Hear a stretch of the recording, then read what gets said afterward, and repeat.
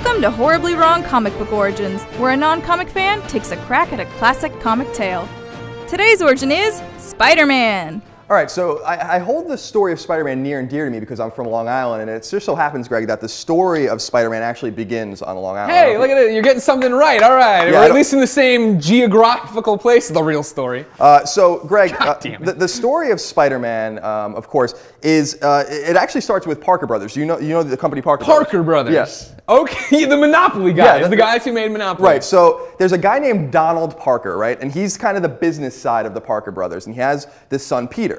Right? Yeah, I'm listening. Now, at this time, you know, we're talking about when Monopoly's kind of coming out, and the Parker Brothers are kind of, you know, they're always working, right? Always working. Donald is neglecting Peter, and so, and by the way, Donald's wife, Margaret, had died in a car accident in the 1930s. Sad. So Donald foists off Peter Parker, his son, to his aunt and uncle, right?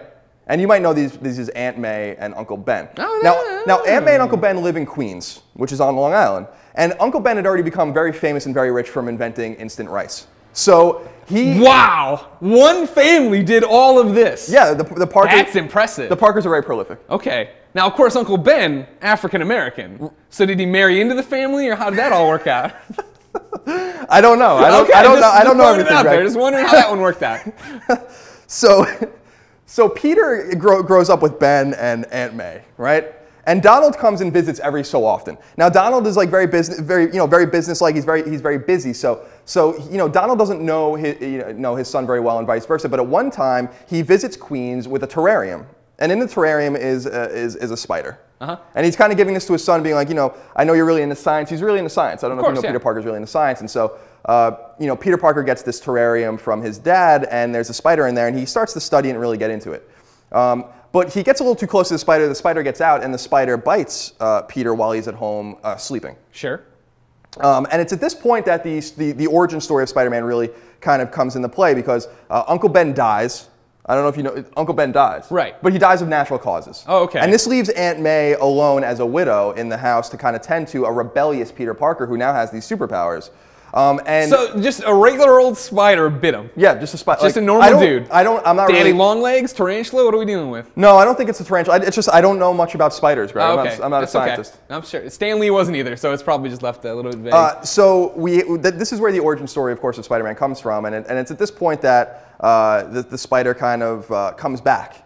Right, so the spider doesn't die. The spider comes back. Yeah, he bit him and climbed back in the terrarium. Right, exactly. Gotcha. So this is the part I left out that's really important, is that Peter doesn't know what bit him. He has this thing on his left arm, his left forearm, specifically, and he gets bit, but he doesn't know exactly like what happened. The spider is smart enough and self-aware enough to get back into the cage and chill for a little while. Now, it's at this point that Spider-Man and the spider have a sort of telepathic link with each other.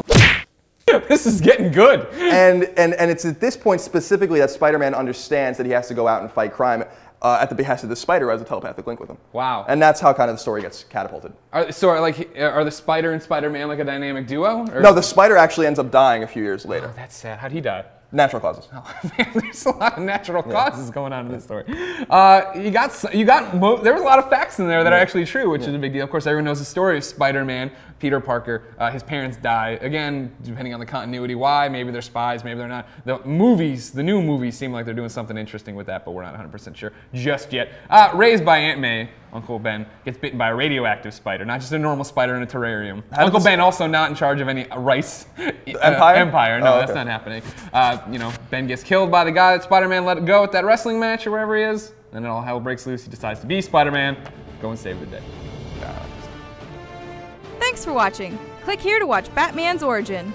Click here to watch Colin and Greg discuss Star Wars. Click here to see the boys get up close and personal with the PlayStation 4.